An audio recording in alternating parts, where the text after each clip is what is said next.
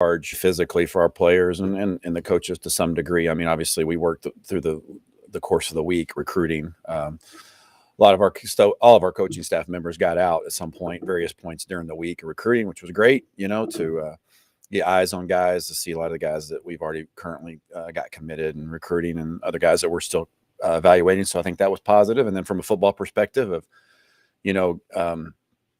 kind of taking a inventory of what we've done well and what we need to improve on, looking at self-scouts. One of the things I spent some time doing this week, obviously, to get a better feel of what people are seeing when they play us. And that's something we always monitor. But obviously had a little bit more time to look at that. So various things that you use during bye weeks were all very beneficial for us. Say to everybody what you saw, but was that really beneficial, that self-scout, that extra time? Like, what did you gain from it? Yeah, I mean, I think it's something we always keep track of during the week. So, at this point of the year, you're looking for just real, glaring red flags that an opponent might see, a formation, a back placement, a down and distance tendency, things of that nature that maybe help you, scheme some things that go against the flow of what you've shown to this point in the season. Defense playing pretty well the last couple of weeks, only giving up, I think, 22 points in 2 games. So what are you seeing from that group? Yeah, very similar to several of the defenses in our league. Just, the system's been in place there for a long time, several years now, and they're very systematic and as a program, and just a lot of respect for the way they play. They're not overly complicated on defense, but they're just so well coached and so sound in their scheme, and they've got good players, and they play with a lot of confidence. It creates a really good defense, and that's what we're playing this week, and a tremendous challenge, especially going on the road. Barry, what's key for you going forward if you are going into the fourth quarter with a lead, where you need to close that out and chew some clock at the same time? Yeah, well, we got to score. That's the bottom line. Is our job is to score one more point than the other team, and we failed to do that the last time we had the ball out here in the fourth quarter. We didn't put any points up in the fourth quarter, and that's our job to do that. And so really, if you just peel it back, we move the ball, as far as, moved it out to midfield a little bit, had a couple of first downs in each of those drives, but we didn't score, and that's what we have to do. I guess at this point, the season with this 4-game stretch to end it this last quarter, it seems like, how do you kind of evaluate where the offense is, maybe with limited, games left to put? Yeah, we got, to your point, I mean, we're well through the season. We got a very critical 1-game stretch that's followed by 3 other 1-game stretches, down the finish line of the season.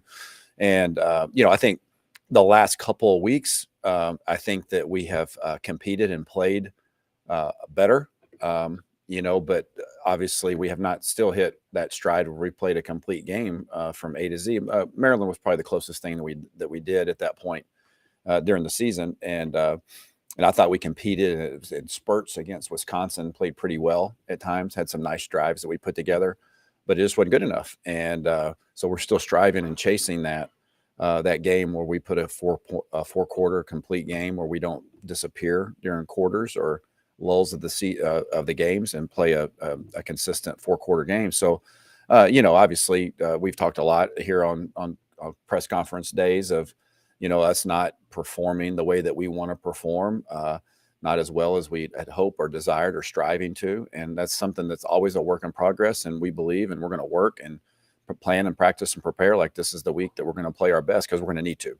When you do the self-scouting, where do you see yourself on explosive plays, like long 20, 30, 40-yard plays? Because you rank really high in the league. Yeah. Being able to get those. Yeah, we've been more explosive to some, not to some degree. We have been. I don't know the exact number, but there's been a very big increase between last year and this year. But we haven't been able to sustain drives like we did last year. That's the kind of the flip side of that. So we've got to blend those together. We've got to blend a game that we have explosive plays. We all know what that means. I mean, statistically, like an explosive play and how it contributes to scoring drives, like most all of our scoring drives this year have had an explosive play, whether either that or a defensive penalty. And that's usually a real formula for putting together a scoring drive. And so, I think we got good skill. I think our quarterbacks, used his legs to create explosive plays. We got to blend that together of execution and explosiveness, and that's how you get a really good performance. It seems to have taken a step the last couple of weeks. What have you seen from that group, and How do you feel about them going in? Yeah, I think they for sure have. And, I think that they've answered the challenge in that regard. We're running the ball better. I thought the last 2 weeks we've run the ball pretty well in Big Ten play. We're going to have to do it again this week. These guys are very stingy against the run. I've seen guys I think rise up to the challenge and know that that we whether it's through the how the games have unfolded through a scheme or a lack of calling it at times. Like I think our guys took a direct challenge on running the football the last couple of weeks and have answered that challenge. Our backs have had a lot to do with that as well, and tight ends. It's been a group effort, but that's something obviously as you go into November in the Big Ten, you have to be able to run the football to have a chance to win these games, and certainly that's something we're going to have to do on Saturday as well. How was Luke Altmaier kind of process what he's seen of his play on film, and what are some steps he took during the bye week to get better? Yeah, well, I mean, we had a few different practices. A lot of our ones that had opportunity, our first guys, it was a lot of mental work, and a lot of film work, and a lot of individual work during the course of the week. And but I think what you see in him is he continues to get more and more comfortable of being our quarterback, and I think he competes at a really high level. And he's given us everything he's got during game days, and certainly gives us that during the week of prep. And once again, there's always going to be this, but when you're making decisions in a college system, there's going to be, if you run 70 plays, you're going to make 60 decisions, or 50, whatever. There's very few plays where it's direct run and like it's mindless and we're going to give the ball no matter what. And so there's always going to be those 4 or 5 questions or, 4 or 5 plays that, man, we wish we could have done this better. And he's constantly learning from those. But the way he competed against Wisconsin gave us a chance, the way he used his legs. And then we've got to be able to continue to make the routine plays on a routine basis. And that's the last step there that he's got to take, because I really like where he's at. Last 2 games, Caden was kind of able to establish himself in that lead back role. So what does the run game look like maybe with Reggie? I guess that's right about this, but Reggie potentially being back involved in that. Yeah, it shouldn't look any different, right? I mean, our run game, the schemes that we've been using was no different, or have been no different than they were earlier during the year. Now we're using a little bit more 12 personnel lately. That's probably that would be the one difference, probably schematically. So the schemes have not really changed. I just think that it's, for whatever reason, and falls on my shoulders, is it just took us a while to find our stride in the run game, and we had some. Just some inconsistencies there with maybe the lineup, maybe how we were approaching it, back health up and down. So I think now that we've established a better rhythm, I think every back that we get back that's healthy can only help contribute to that. A relatively quiet game against Wisconsin. How can you get them back to a key producer? Well, we got to be intentional about it, and certainly, in the fourth quarter. Last week, to your point, the whole game was fairly quiet, had a harder time getting the ball, didn't make as many attempts to gain the ball. Part of that was the fact that way we were controlling the line of scrimmage and we're running the ball more effectively. Felt like to a large degree that we were in control of the game. And our run game was keeping us on a rhythm that where we were third and manageable, third and short a lot during the course of the game. So we didn't lean on the slot passing game as much as we have in some other opportunities, but that's something that obviously he has got to touch the ball multiple times for us to be effective on offense. And that's my job to make sure that happens. And there's a lot of different ways that we can do that. A lot of preseason talk about red zone and how much you guys were repping that and working that. And looking at it now, there's a 25% increase from last year, getting 6 points when you get in there. I know there's drives where you wanted to finish it off, but are you seeing that preseason emphasis has been paying off? Yeah, I think it has been. I think our players are playing well down there, and I feel confident. I think they feel confident in the plan that things are being called down there. I think we've done a nice job on that. Something obviously that's got to continue, a trend that's got to continue for us is when you get in there, you need touchdowns, not field goals. We just got to get down there more and then maintain our level of execution that we'd be able to have at times to get those touchdowns, because it's hard. Defenses in this league are stingy, and when you get down there, a lot of bend to not break mentality down there, especially against these guys, and makes it a little harder to get in. And last year, that was one of the things against last year that was difficult against in the Minnesota game in particular, is that we kicked a lot of field goals in that game. They did a really nice job in the red zone. We didn't execute as well. That'll be a big factor this week for us to continue to get down there more often, And if we can continue our execution down there, that'd be a really positive thing for us. In your career, have you used the open week to kind of tweak some things, maybe do some things you hadn't done to this point? And then was that the case this last week? Yeah, I think you always are looking for tweaks, little different spins. I think, as long as your personnel is steady and healthy and there's not been a big, changeover in that regard, which we haven't, been fortunate, we've been fortunate to not have to face that. I'm talking about quarterback changes and health issues across, then that's when you really probably have historically tweaked in a major way, kind of change some things that you're doing, maybe more wildcat or things like that in that nature. But really, to your point, it's really more about the tweaks. It's the little bitty details, a different formation, maybe a different place for the back, a different route complement to go along with the things that you've been doing the course of the year. So, yeah, we certainly have tweaked some things. I don't know to the naked eye if it'll be noticeable, but obviously when you're in the trenches and you're battling with opposing defensive coaches, some things that we think that can help our offense down the stretch. See the all 22, but is getting separation an issue right now? And if so, how do you help improve that? Yeah, no, I don't think it's an issue. We're getting a lot of man coverage, have the last couple of weeks. And I think we've won our fair share of battles there, a lot of contested catches. Our guys have continued to do a really nice job this year of making contested catches across the board, wide receivers and tight ends alike. And, this team's not as much of a man team, although they do play man. And I would anticipate seeing a fair share amount of that because, we have been running the ball a little bit more effectively. But, part of that is scheme. You've got to design plays to get people separation, movement, stacks, bunches, different alignments for the receivers and that type of thing. And then you have to, one-on-one's the best you're going to get. And you got to learn how to throw and catch and not learn how to, but you got to, efficiently do that in those situations. When it's one-on-one, you've got to be able to protect, you got to be able to throw, and you got to be able to catch. And, when we've done all three of those things at one time, we've been pretty good. And what we can't do is have a breakdown, miss the throw, maybe give up an edge on the protection or, maybe not finish the route, in the right way. So, really, it's really a simple game when you display it and talk about it like that, but it can also be complicated. It's tough because they're trying to stop you, and so we got to continue to do a good job and a better job of creating our guys open spaces to work in. It's kind of an off-topic, big picture question, but how you feeling about the quarterback position long-term here and the depth that you've built at the position? Well, I feel good about it. I mean, obviously, John is the only quarterback that we anticipate, not anticipate leaving. I mean, he's going to be leaving. His eligibility is going to be up at the end of the year, and he's been a great addition for maturity and for wisdom and for depth. And he's played well when he's played this season. Have full confidence in him, and like where Donovan and Cal and Kirkland are at. Obviously we got an incoming freshman coming in the class to be a part of that. And so I feel like we're in a good position. We're relatively young there at the position, and I don't think that's a bad thing in any means. But I liked what I saw from our guys last week in the open date. All three of those guys that are returning, including Jacob Hubers on our roster. I thought all three of those guys showed some moments last week of really nice plays during the time they got a chance to play, and was really excited to see where Donovan was. And I thought he threw the ball really well last week. Pat quarterback, did you see Tommy's debut yesterday and the Giants? I did.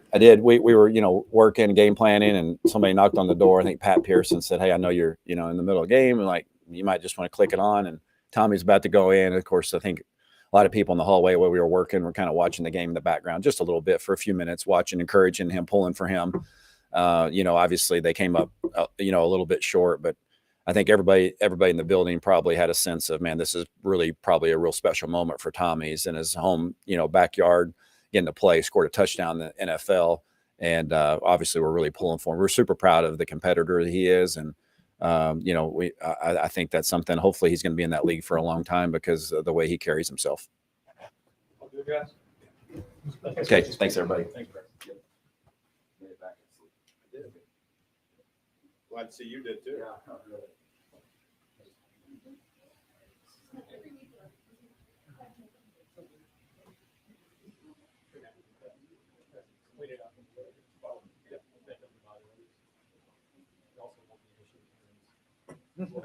Right.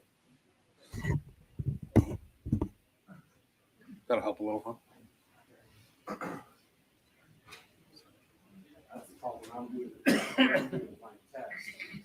There is a quiet. Yeah.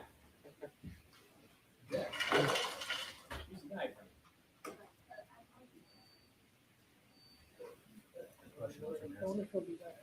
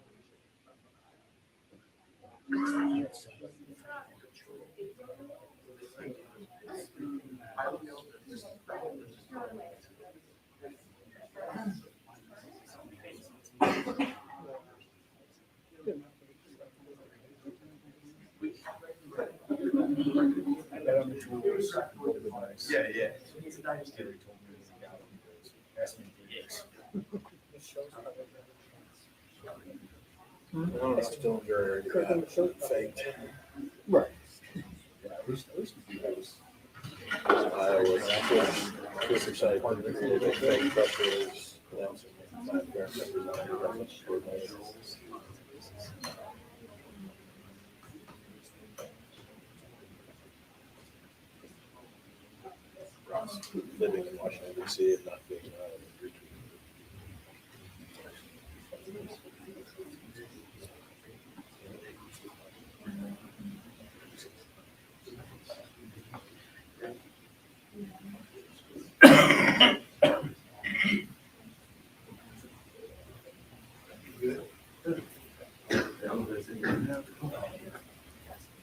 All right, guys, we'll get started. How y'all doing? Coach Henry here.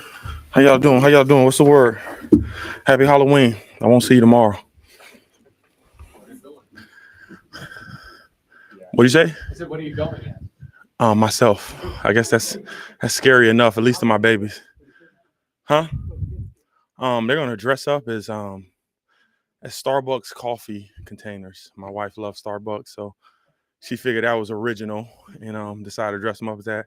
They look very cute though when I saw the outfits, and so she's got some things she's decorating, but they gonna in honor of Starbucks. I may be a barista. She may bring me a little deal to help get dressed up, but excited for them.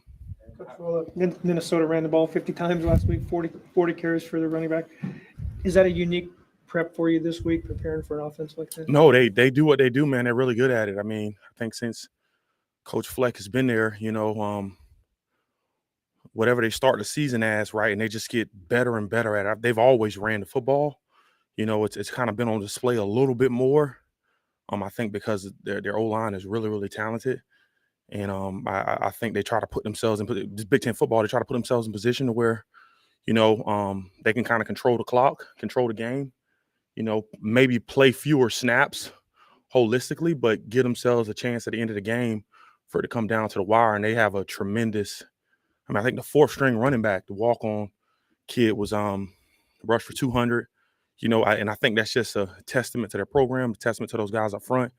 And kind of like their identity, and so that's who they are. That's who they've always been. He's always wanted to have a really good run game, and I think Saturday was a kind of a testament to that. Kind of control the clock.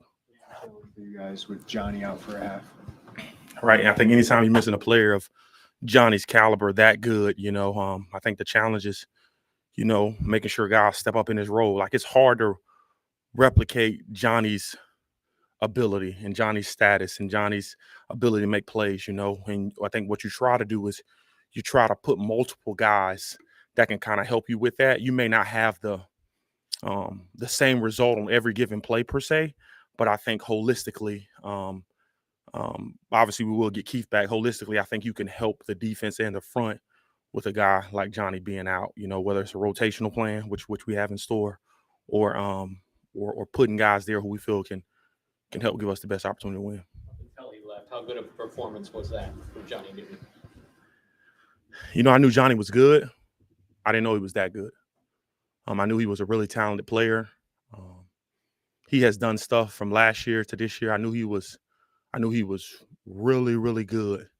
But I had no idea he was I think what he put on display, I was just trying to isolate him towards the end of the game and just allow him to win his one-on-one. And he kind of showcased that every single snap. It's very reminiscent of Devin Witherspoon last year. I knew Devin was good, but after the Michigan game, I knew ain't no way this kid coming back. I knew that kid was very, very, very special, like first round special. And so, not to say that was that game, but I kind of got that feeling, obviously with him in the game and as large of an impact as he had on the game from an interior defensive lineman position. I've never seen nothing like it, and I had the luxury to be around some really, really good, talented defensive line as a whole and really talented interior defensive linemen.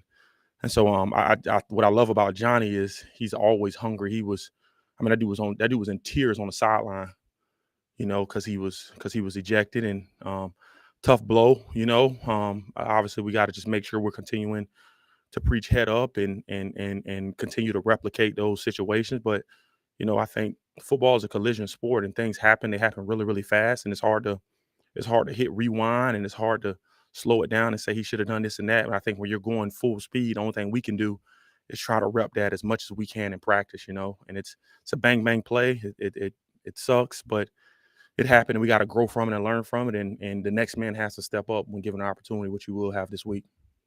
What did you want your defensive guys to take away from last week? How did you want to use it? It's funny you say that, right? Like football is the ultimate team sport, right? And I think football is a true test of your character. Football for me is a lot like life, because you can start off in life with the worst of the worst odds, right? Not doing really well, whether you were born into poverty, right? Your mom or dad wasn't around, or your grandma raised you. And then slowly but surely, as you reach the latter part of your life, you can start to have success. And it's one opportunity, or it's one single person that you come in contact with that can literally change the trajectory of your life. And football is a lot like that. I always preach to the defense, like football is a 4-quarter game. And it's at times we play well in the first half and not good in the second half, or well in the second half and not good in the first half, or well in the middle, and not good at the start or finish, or well at the end and not good. And it's not good. It's not good enough at this level. You have to be consistent, and you always have to have the mentality of you're always down. You got to have that underdog mentality. And I think what last weekend showed us, right? And I think what it showed, I guess I kind of felt I knew when I had it because I've been around it a ton of times. But for younger guys and players who hadn't been in that situation, the game ain't over. The game is never over until there's 4 zeros on the clock, right? Obviously, Johnny happened to go out, but just throughout the course of the game, I think human nature is when you start to get ahead, right, you start to kind of feel yourself a little bit. And I hate that feeling, man. I hate it. Right? I can remember being 7-1 last year, right? Guys start to feel themselves. They start reading the newspaper clippings and how well they're doing, how well Illinois is done. That, part of my language, that don't mean shit, man. It don't mean nothing, right? You got to finish everything you start, and it's hard to win. It's hard to win in this conference. It's hard to win overall, right? And when you're in those situations, I think oftentimes, especially young players, we're up, we're going to win. This ain't high school no more, man. This ain't high school no more, right? This is big boy football. And what comes with big boy football, you got to finish everything you start, and you got to do it at a high level, a very high level. I think we had 78 snaps. I think it was 78 total snaps, if I'm not mistaken. And it's probably 5 of them. 5 total plays. I probably look at like, not good. Whether we didn't execute a technique properly, or we didn't get an assignment properly. It's like 5 plays, right? And those 5 plays literally changed the game, right? Most of them happen to be towards the latter part of the game, or in the half, right? We had opportunities to flip it, right? And guys were put in positions to make those plays, and unfortunately we didn't come up with it. But I guess what I'm preaching to my guys often is, man, it ain't, just like life, it ain't easy. You got to go out there and take what's yours, right? And every single snap, every single play, right? If you feel like you're dominant and you're supposed to be here, you got to perform that way. Because if not, that man across for you feels the same way. And it's I'm telling you, it's beyond right. It's beyond obviously frustrating, but it just, I just think from my standpoint, it pisses me off because I know what's ahead of them. Like I know when you start getting comfortable, right, what happens. And so just constantly trying to preach those little bitty messages, man, and trying to relay it to things around them, and I do think, right, like I do think ultimately in the long run, they'll be better from it, but it just sucks that you got to deal with that at this point in time. And hopefully we can grow and learn from it and be better in the future. The strain falling, one in the end zone. What's the teaching moment for your guys with that play? Well, I think with every situation, right, that the key thing is just going up the high point of football. That's something that we preach on in practice.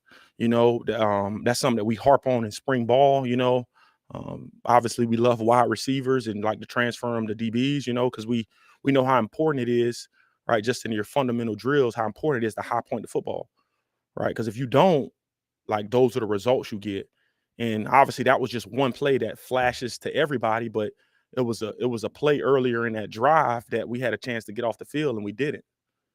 And so unfortunately that was the big play that kind of everybody seen, but it's just a bunch of smaller plays or small technical things that guys can do and put themselves in a better position to do and and have a chance to make a play, right? And we fall short, and that ends up prolonging the drive. Henceforth, we get the fade ball in the end zone, right? And an opportunity to pick it, and we don't, and obviously it's frustrating, but just trying to teach him from those moments. Trying to show the younger guys who are behind him, like, this is why we preach high point in the football, right? Because if you don't, this is the result of it, right? As even if you don't see him, you got to go and get the ball at its highest point, right? And so it boils back down to fundamentals, man. To be completely honest with you and transparent, it's all fundamentals, and trying to replicate those situations as much as possible, because when you're in them, right, the coaching was Monday, Tuesday, Wednesday, Thursday, Friday, right? When you're on the field, like we can't go reload and play that play over again, right?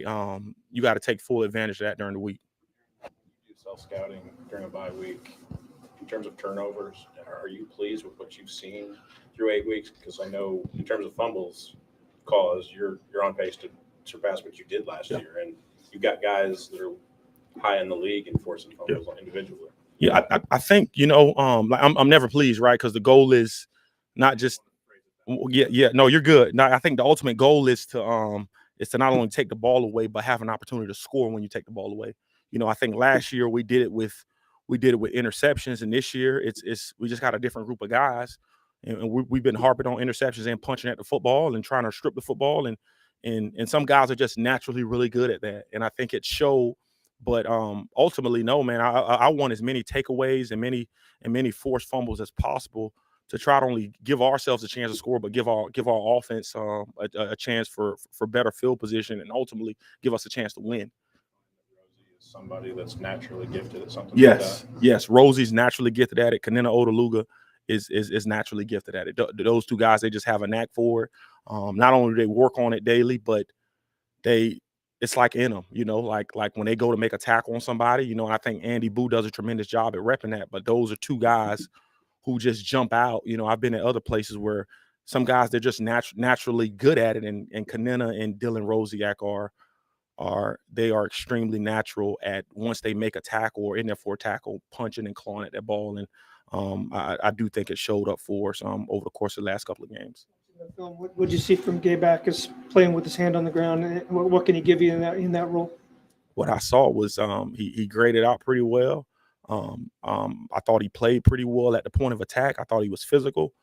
I think the sky's the limit for Gabe at any position, right? Whether he's inside or outside, and I think for Gabe's ability, to have, obviously Keith was out, but to have Johnny opposite of him, and put him in some advantageous positions to go out there and have a chance to win his one-on-one. But, like a kid like that, you just try to put him where we see fit and what can help him help this team and ultimately help himself. Obviously, we lost Keith last week, and so it was a need to have him out there, in terms of trying to have our best 5 guys out there. And I thought Gabe exceeded what we had in store for him in terms of performance and how he played and how hard he played. And it's just different when you're inside as opposed to being outside. And I definitely thought that he stood up to that challenge.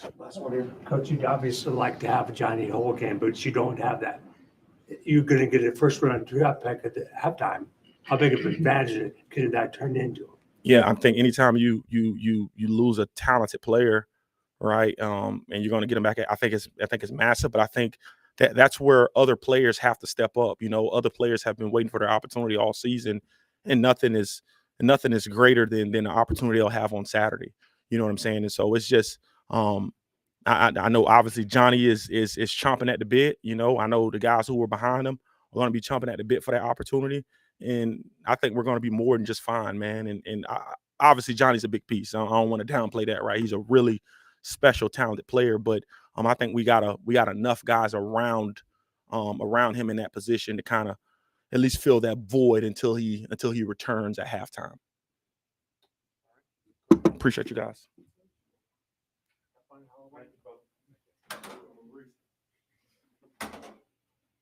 Send pictures.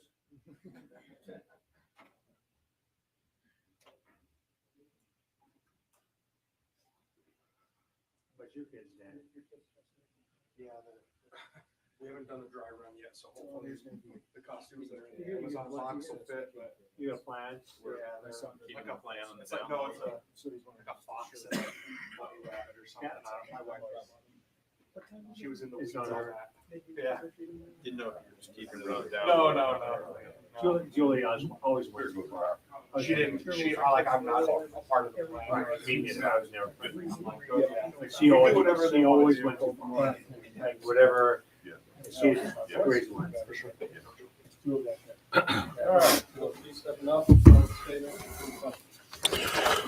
Well, good to get back in game week. You know, as I've said a couple different times, right, this is my 15th year entering as a head football coach, and every one of them is uniquely different. Obviously, to be a 3-5 team going into a bye week, there are going to be a lot of conversations from coaches to players to obviously everywhere in between their support staff. But through that into, you know, in all my time being a head coach, I've never appealed a targeting rule all the way to the NCAA. So that was a new process for me. I actually literally met with Josh literally after the game. He got me all the points that we needed to do, made that formal process. And then obviously, as we shared with you last week, got the bad news. But then later on in the week, I saw there was another Big Ten player got so that kind of set my mind wondering if I could go further and appeal further, because it happened later in the week, and we don't similar to Iowa, had a bye week, so there wasn't an urgency that I expressed at the beginning of the week. But again, that stays obviously in the same situation. I was also working through the Big Ten office literally after the Wisconsin game, or the way the game ended. We had a player catch a pass that I assumed was number 93 for Wisconsin. They have a defensive lineman that wears that jersey number, but that was not the case. When I went to the official stats on Sunday morning, it revealed that a offensive lineman caught the stats, and I didn't catch that because 93, I just assumed when he caught it, that was him, and I was never notified of another 93 in the game. So made a pretty formal process to the Big Ten, asked for explanation how that could happen, and that kind of didn't get resolved until Wednesday or Thursday of last week. So that was a huge learning experience, something I've never been through before. Each year kind of brings a new set of circumstances. Then also last week, just dealing with the recruiting process in a 1 week window for the bye week was a lot of travels. I was actually on campus really just for 2.5 days, got good work with them on Wednesday, had a really good practice on Thursday to get a little jump start on Minnesota, and then to be across the country and deal with a lot of evaluations. Not really, I was more involved in guys that could potentially be mid-year transfers and whatnot. A couple high school games as well. So just a really busy week. And then to kind of have a moment on Saturday, I got back Saturday about late morning and had a chance to watch college football. Some of the teams we played against, some of the teams we're going to play against. Saw a lot of unusual things happen. Saw a buddy of mine, Dave Dorn, get a 100th career win. A guy that he and I shared a lot of time together, and it made me reminisce about getting 100 wins against Penn State. It was just a lot of different emotions to go through it. And then to see the guys in NFL yesterday, and especially I didn't get a chance to watch Tommy last night, but I was getting a million texts from people seeing him get involved in the game and everything that goes forward. I didn't realize it'd been 20 years since an Illinois quarterback took an NFL snap, right? So just a lot of different things. It was a I think a bye week always brings a lot of perspective and a lot of analysis. So we're into this game week against Minnesota, a team that obviously has played really well as of late. Played well all year long, but obviously to come out with another win on Saturday to put themselves in the front of the Big Ten West race. But I think this game is really about Illinois, Minnesota. I know that's where our guys are going to take it. We're into a 4-week window that we're going to take it 1 week at a time. And I think we always say that, but I think the reality of putting it in front of them last night, even last week, that regardless of where we're at, to have this 4-week window is truly a blessing. To have 2 home games, 2 away games, kind of know exactly where we are, and to play a Minnesota team that we greatly respect, and the way that PJ's built things around there and been able to handle getting to bowl games every year, and just really impressive group.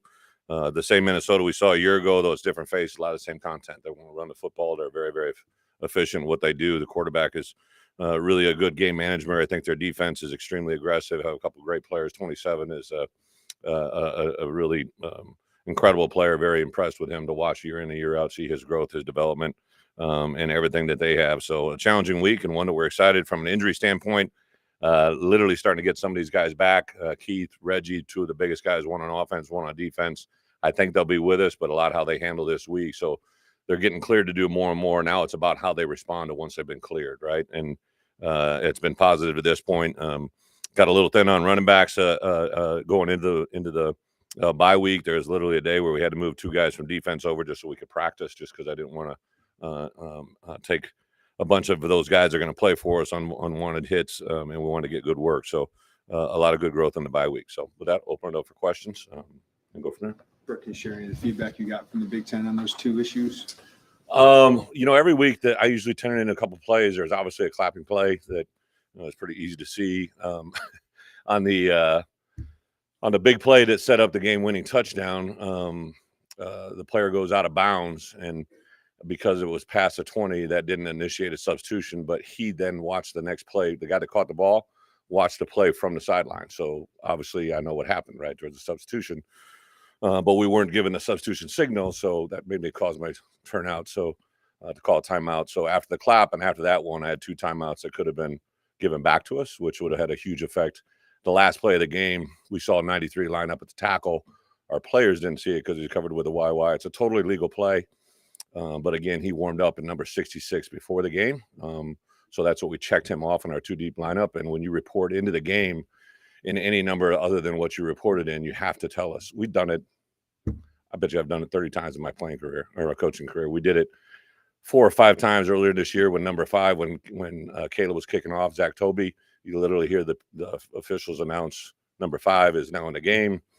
We're in this. So it's very frustrating and had a huge impact on the game, especially with not having those 2 timeouts that I feel were directly resolved or could have been resolved with better management.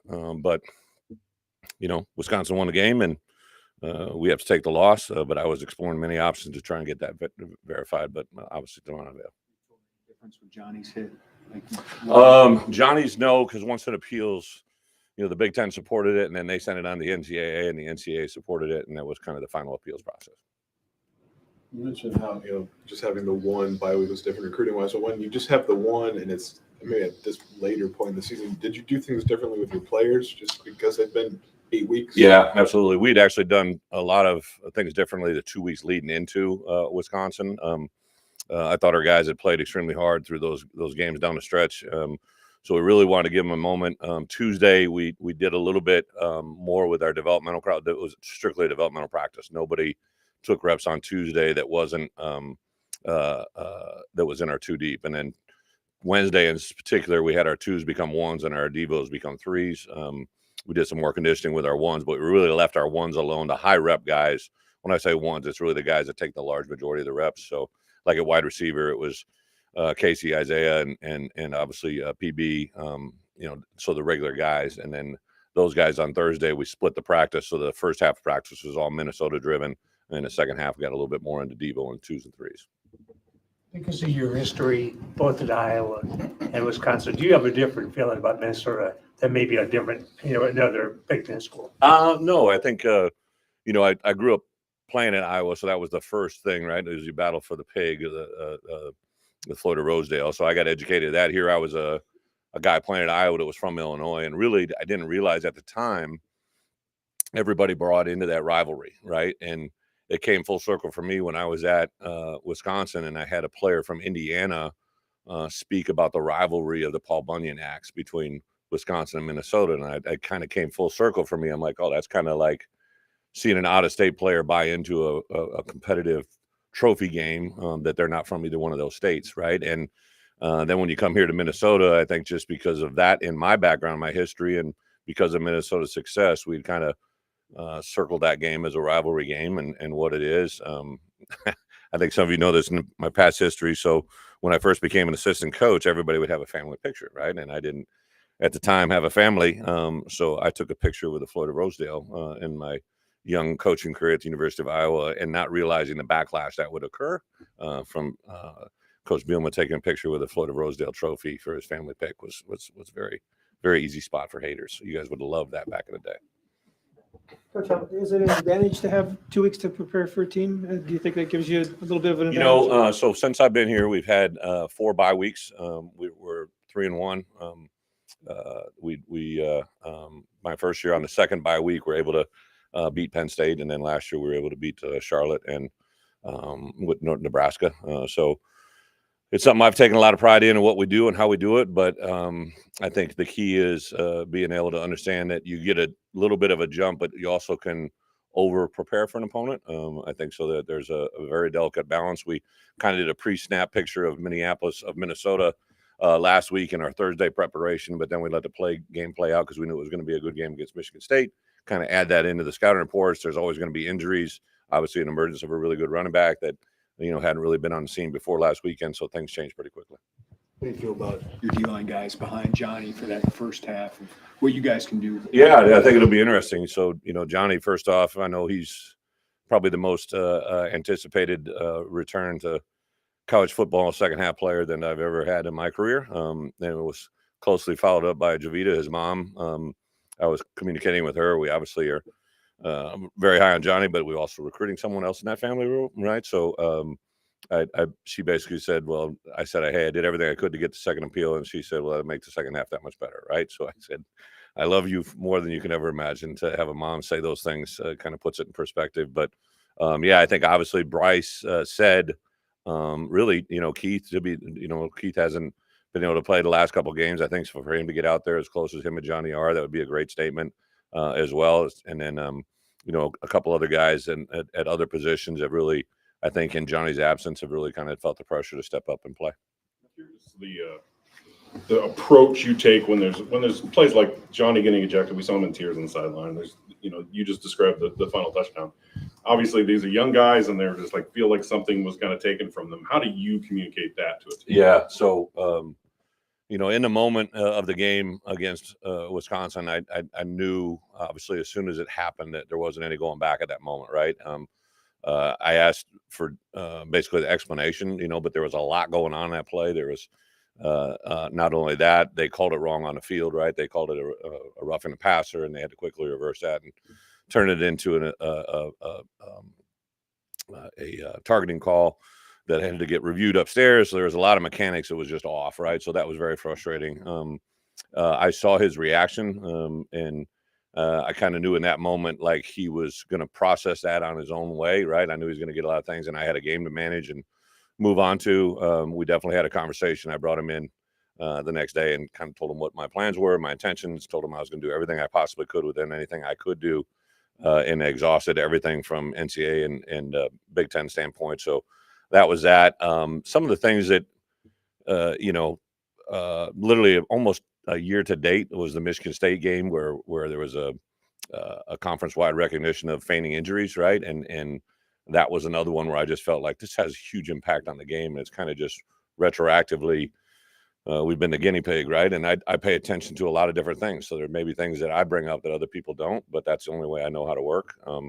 I think the reason our kids play hard right now, when others maybe think that, how do they do it? Or they're a 3-5 team, or when we were back before we beat Maryland, how do we get to that point? Our kids believe, right? And then they're very frustrated as fans are, and other people. Like, I can promise you we're 10 times more frustrated. So I think to channel that the most appropriate way and build on it. I've said all along that men are defined more in their moments of adversity than in their moments of success. And, obviously we've had some adversity this year, and really looking for the proper response in the next 4 games, 1 week at a time.